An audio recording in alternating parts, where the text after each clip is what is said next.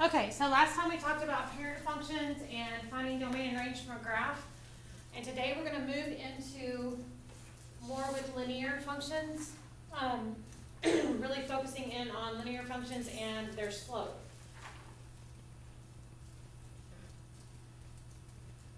Anybody remember what linear functions means, what the word linear means? Yeah, it has a root word, line in it. So linear means that when you graph that function, it's going to be a line on your graph. So we're dealing with lines, and we're going to deal with what's called slope. And slope is a pretty easy concept, but mathematically you have to kind of know the rules for it.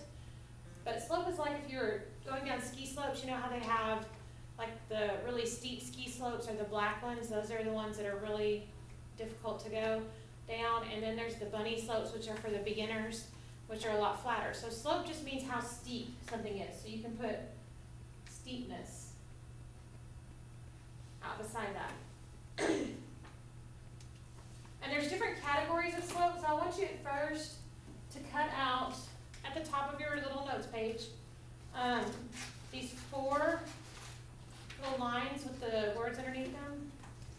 This categorizes all your slope for you. It puts it into categories. So we're going to just glue this down.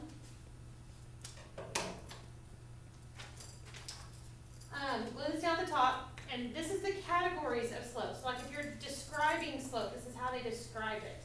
This isn't the actual numbers for the slope, but it's describing it.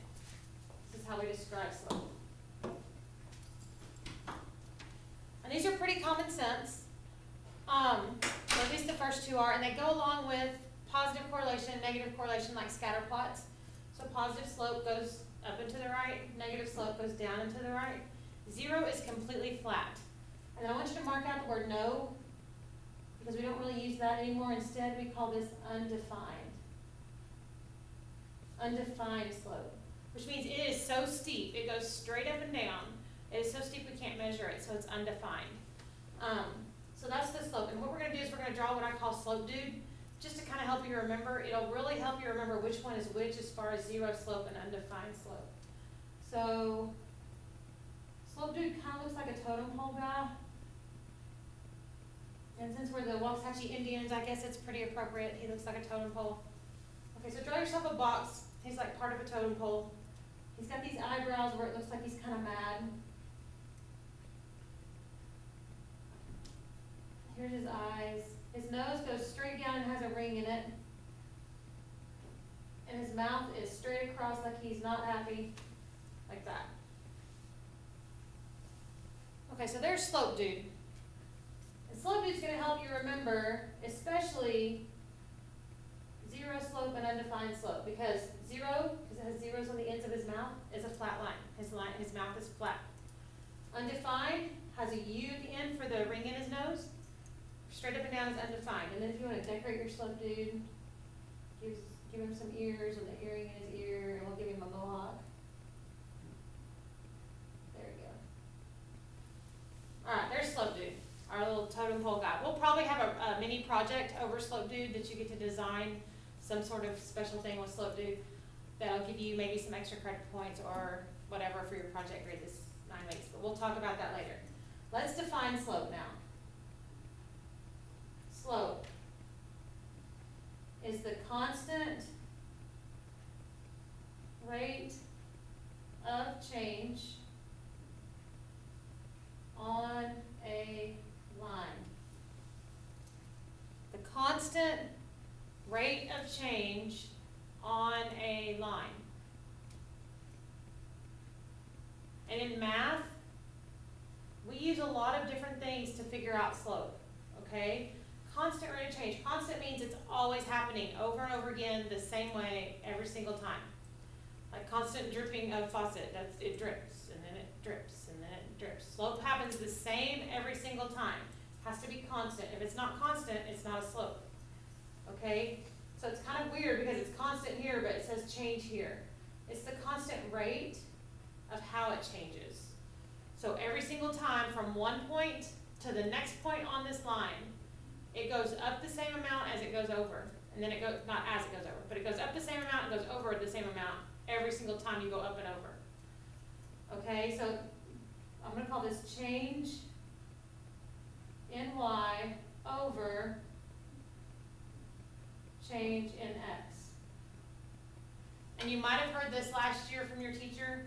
A lot of teachers will call this rise over run.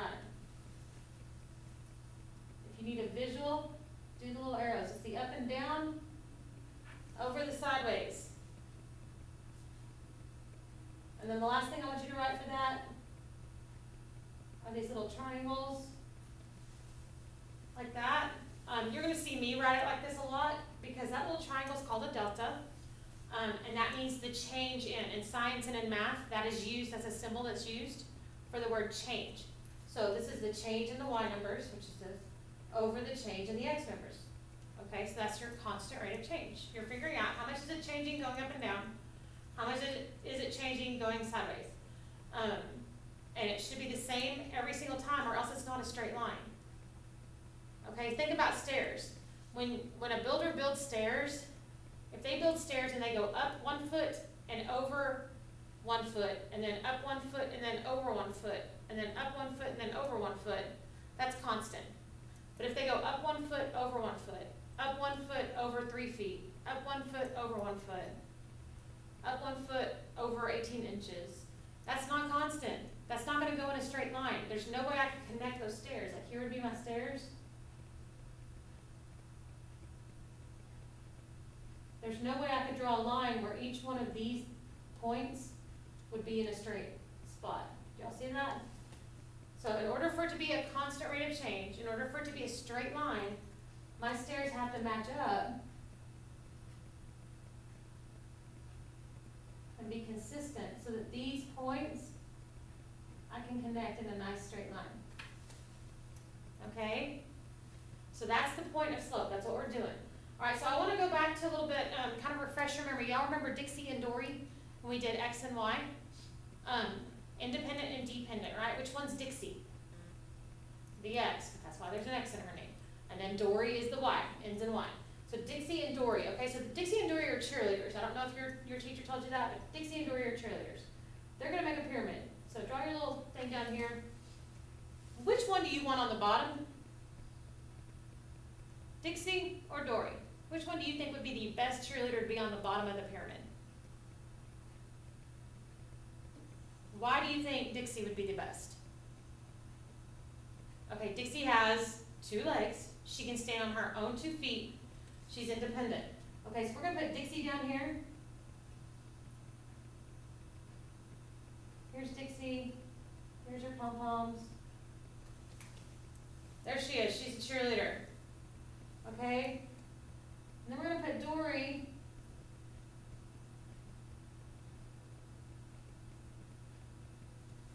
up here. Dory depends on Dixie. She's the dependent variable. She depends on Dixie even to hold her up in the pyramid. If you put Dory on the bottom, standing on 1 leg, your pyramid's probably not going to hold up. Okay? Even if she has 2 legs, but she just has one that's not working very well, you know, she sprained an ankle or whatever, you don't want that person on the bottom of the pyramid. Now, I've seen lots of girls at the top of the pyramid stand on 1 leg and do some of those tricks. So it's okay if she's on 1 leg at the top, but she can't be on 1 leg down at the bottom because that pyramid is not going to be very stable. Okay, so we need Dixie on the bottom, Dory on the top. Dory always depends on Dixie. This is dependent, this is independent. Okay, and that's the same, change in the y, so the y has to go on top over change in x. X has to go on bottom. So this is what I want you to remember for slope. Okay, this is for slope.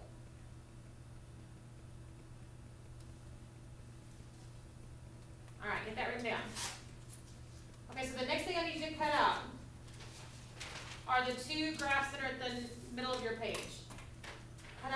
Cut those out separately because we're switching the order. I'm going to do the one with the lines first, and then we're going to do the one with all the dots. So cut these 2 graphs out.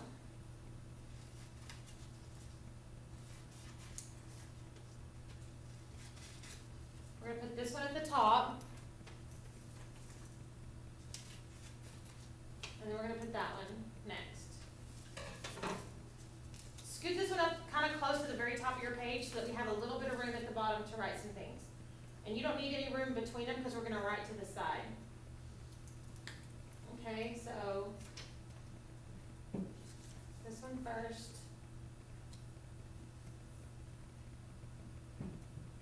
And then this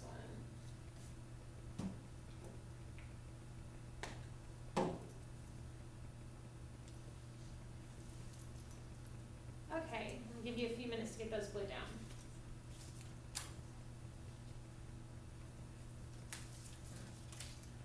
Okay, so I want to look at this first set of things on the graph, these lines.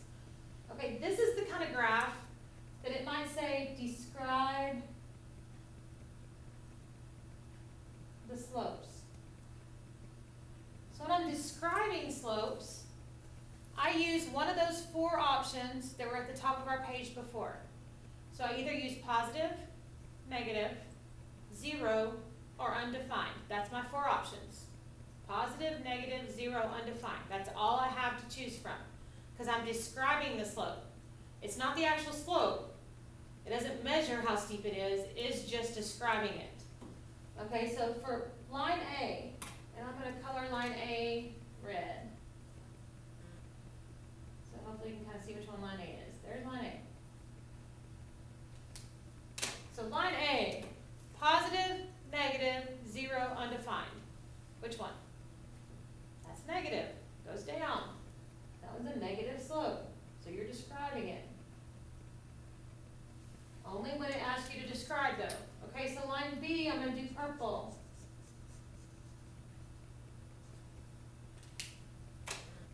So line B is purple. What kind of slope is that? Be careful. Think about slope, dude. That's his mouth. So what is his mouth? His mouth is 0 on the end, right? So this is 0 slope. Line C. Let's do blue for line C.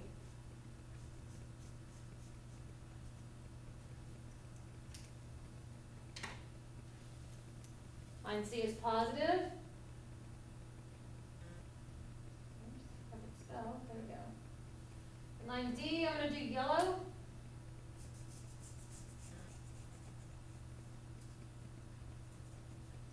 Okay, so there's line D. This is like slope dude's nose. So he has that ring at the bottom that's supposed to be for the U, for undefined. There we go. So that's just describing them. That's all we're doing on those. Nothing too major. We're just describing them. On this next one though, I'm going to connect a couple of these dots at a time and we're going to actually find the actual slope value. So down here we're going to find the slope.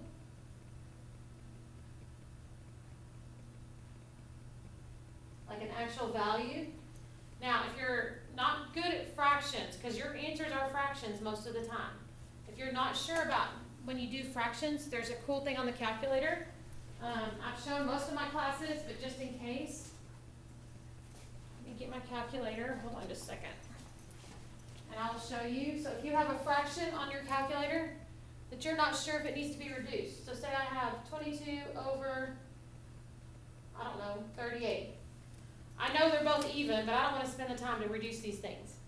You can hit math, which is right underneath the green button. Math, and then see where it says frac right there? You're going to hit enter 2 times. So enter, enter. And it will reduce it to 11 over 19 for me. So if I have 4 over 12, hopefully you guys can reduce 4 over 12 to 1/3. But if it was one of those things, fractions just your nemesis or whatever, you're going to hit math, enter, enter, ta-da, it reduces it down to 1/3 for you.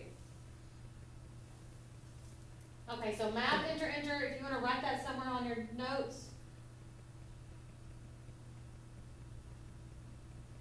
That's how you reduce fractions, math, enter, enter. Okay, so we're going to find the slope. The first one we're going to find is from A to C. So use your ID badge. Or whatever strategy you have, connect A to C. Okay, yes, that's a negative slope, but that's not what it's asking me. It's not asking me to describe it. It wants me to actually find it. That means I'm going to have to count the stair step. So if I'm doing a stair step underneath A and C, right here, there's my stairs. How far down do I have to go?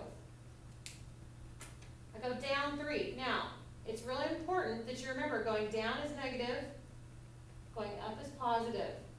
If you go to the left, that's negative. If you go to the right, that's positive. So I'm going down 3, so that's negative 3, and I'm going to do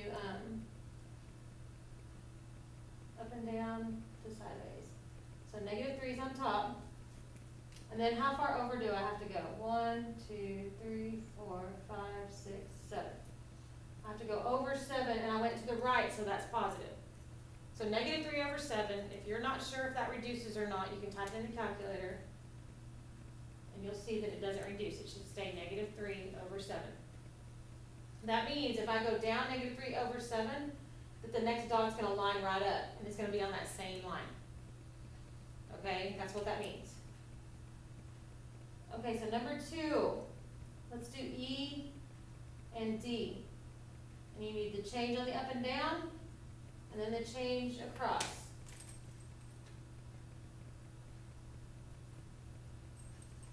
From E to D. Okay, so here's my stair step.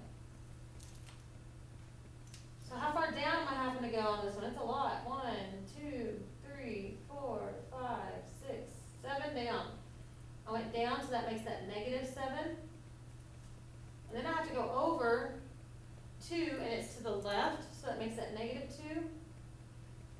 And negative 7 over negative 2, what's a negative over a negative going to do?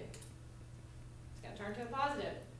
Okay? But 7 over 2 doesn't reduce, so all that this does is just change to 7 over 2.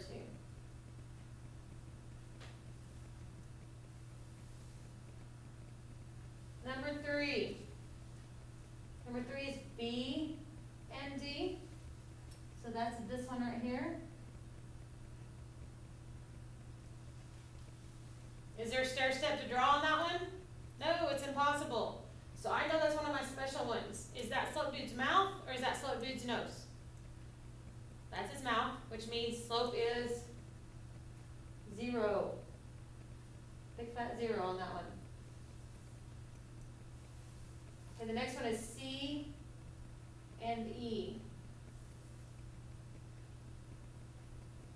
All right, see if you guys can do that one on your own. C and E. Up and down, and then over.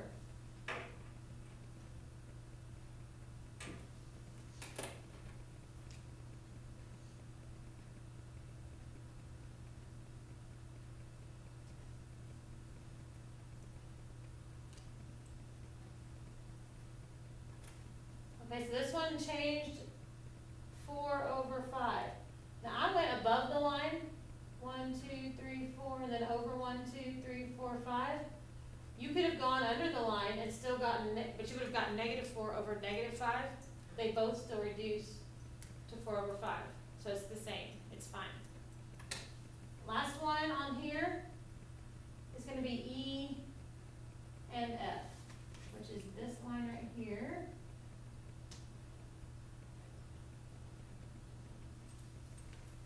From E to F. That slope dude's nose, that's undefined. Don't do the no solution symbol, that's not what it is. Totally different. This is undefined.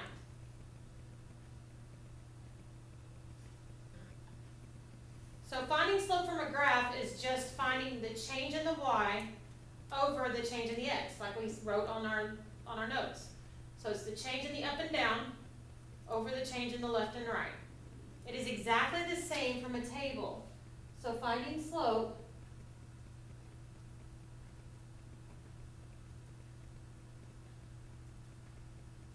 is just finding the change in y up and down and change in x left and right, and making a fraction or making a ratio. So finding slope, I wrote it really fast so that I could get my hand out of the way so you could write it. Finding slope is just finding the change in y up and down and the change in x left and right and then making a ratio out of them. It's exactly the same if you're using a table and not a graph, okay? So cut out this very first table, the one that says 1, 2, 3, 4, 5 across the top, and then 6, 12, 18, 24, 30 at the bottom. Cut that one out. We're going to do this one at the bottom down here. We're going to do the rest on the next page.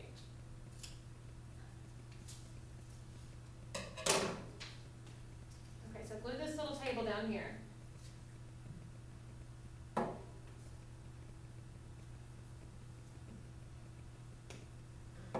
If I have a table, this is our first example. So if I have a table, and they want me to use the table and find slope. My slope for that table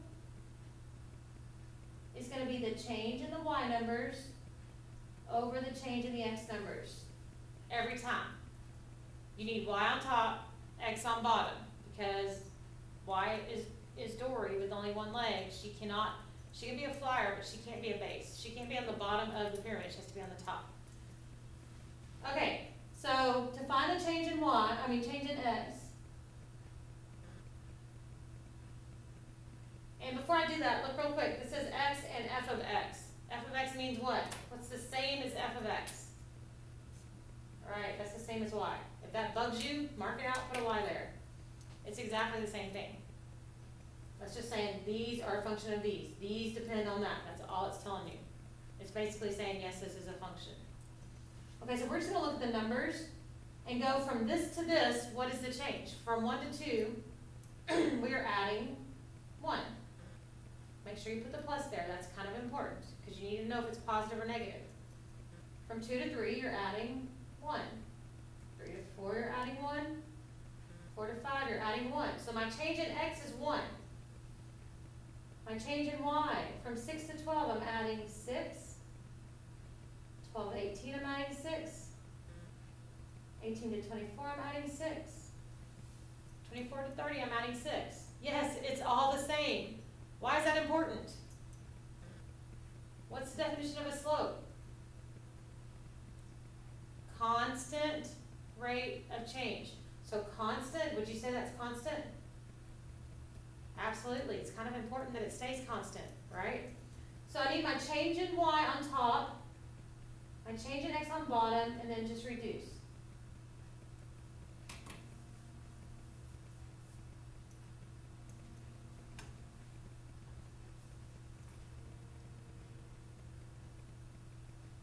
Hold on just a second.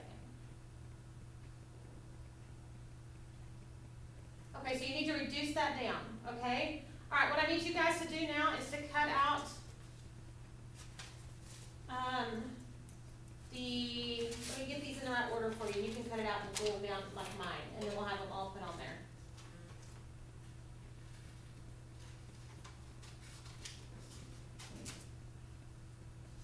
Got this one. Then we're going to have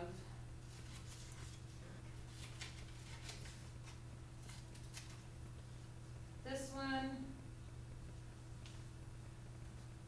and then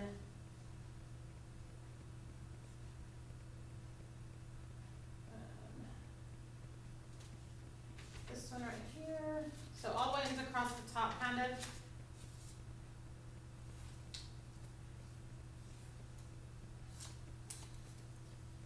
Those three, and then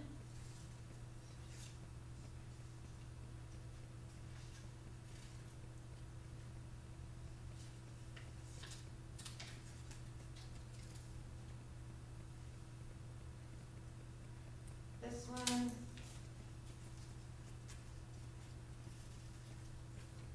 and then the two that are sideways.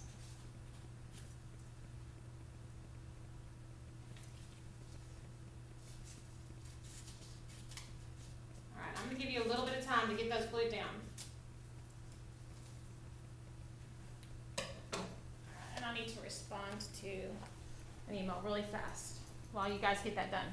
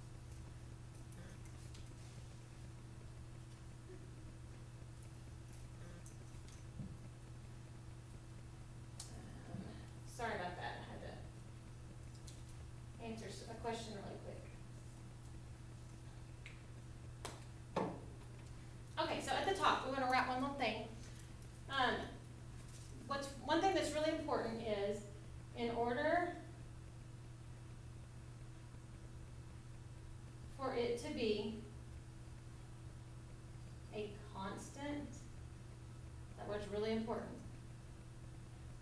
Rate of change, which means in order for it to be a slope, the change must all reduce to the same thing.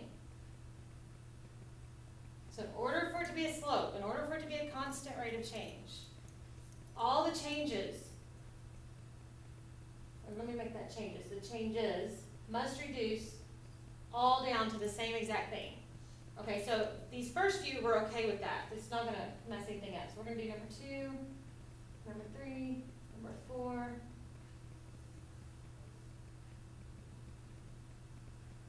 6, and 7. Okay, so on number 2, we need to find slope.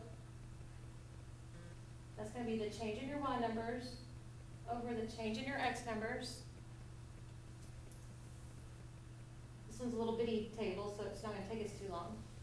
So my change in my x numbers, this is change in x over here. This is change in y over here. Don't get confused. You got to put them in the right spot. So negative 2 to 0, you're adding 2. Because to get from a negative 2 to 0, you'd have to add 2 to it. 0 plus 2 is 2, so this is adding 2. Over here, what am I doing? Alright, just adding 1 each time. So the change in my y numbers is 1, the change in my x numbers is 2. And all of that matches, so everything's perfect. What this is talking about up here is what happens if these don't match these. We have to really watch for that, okay? So on the next one, this is change in x, this is change in y. I didn't get that glue down very well, but that'll work. From negative 5 to 0, you add 5. From 0 to 5, you add 5. And from 5 to 10, you add 5. And then over here, what's happening? 16 to 12. Now, this is the first one we've had subtraction, so subtracting 4. 12 to 8, I'm subtracting 4. 8 to 4, I'm subtracting 4. I need change in y over change in x. So what's my change in my y? Negative 4. What's the change in my x? Positive 5. Negative 4 over 5. That's your answer.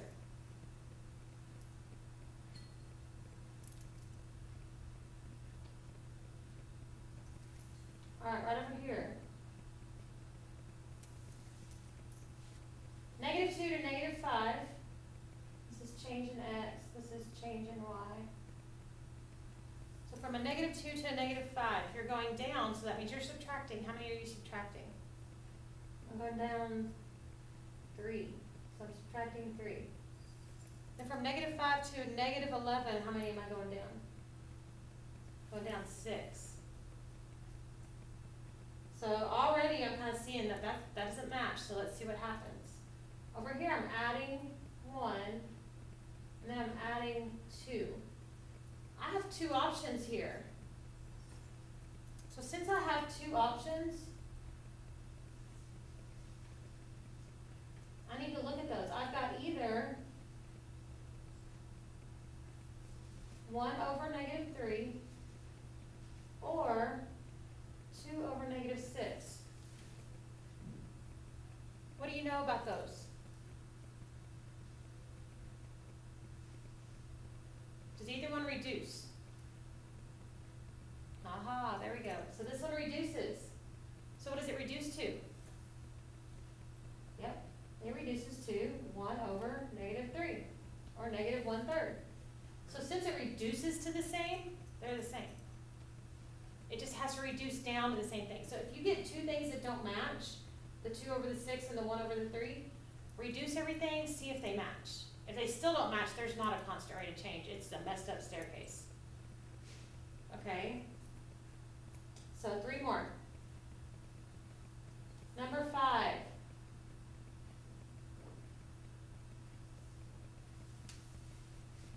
We've got negative 3 to negative 2, so you're jumping up closer to 0, so you're adding 1. But -2 all the way to +1, you're adding 3. And from 1 to 5, you're adding 4. Over here, from 1 to -1, I'm subtracting 2.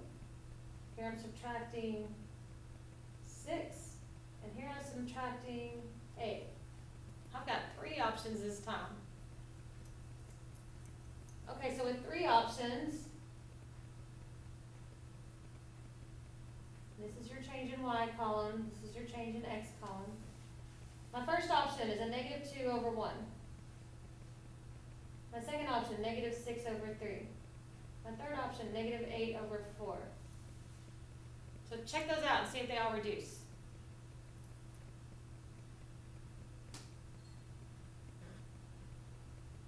-2 over 1 reduces to -2.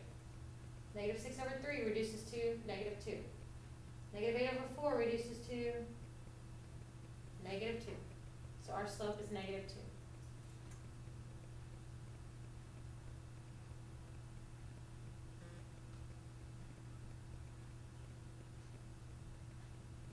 Alright, see if you can do number 6 by yourself. And then I'm going to do number 7 with you.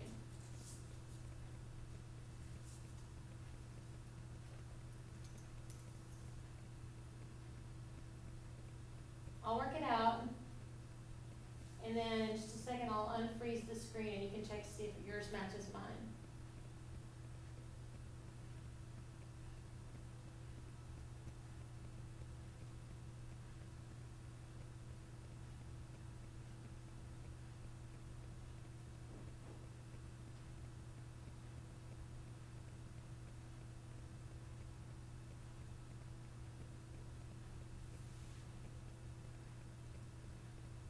Okay, if you're not ready, don't look. But if you're ready, you can look up here.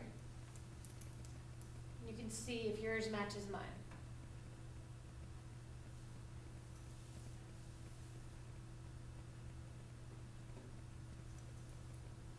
So across the top I got, it's adding 6, it's adding 9, it's adding 9. And down here I got adding 2, adding 3, adding 3. So I had 2 options because this one and this one matched. But they didn't match this first one. So I have either 2 over 6 or I have 3 over 9. And both of those reduce down to 1/3. Good job. Alright, last example and then we're done. This is the change in the X, this is the change in the Y. From -1 to 2, I'm adding 3. From 2 to 6, I'm adding 4. From 6 to 0, what am I doing? Subtracting 6 that time. Okay, on the bottom, 2 to 4 is adding 2. 4 to 6 is adding 2. 6 to 8 is adding 2. So we have 3 possibilities here. We have, our first possibility is 2 over 3. Those 2 go together. The next possibility is 2 over 4. Those 2 go together. The last possibility is 2 over -6. Is there any way those are going to reduce together to the same exact thing? They'll reduce. This one becomes 1/2. This one becomes -1/3. But there's not a constant rate because none of these equal each other. So this is no constant rate. No constant rate. It doesn't have one. That's a messed up staircase right there. They're just putting that one in there to kind of throw you off. Okay, that's the end of our notes. You do have an assignment that you can get started on. I believe it's 4-2.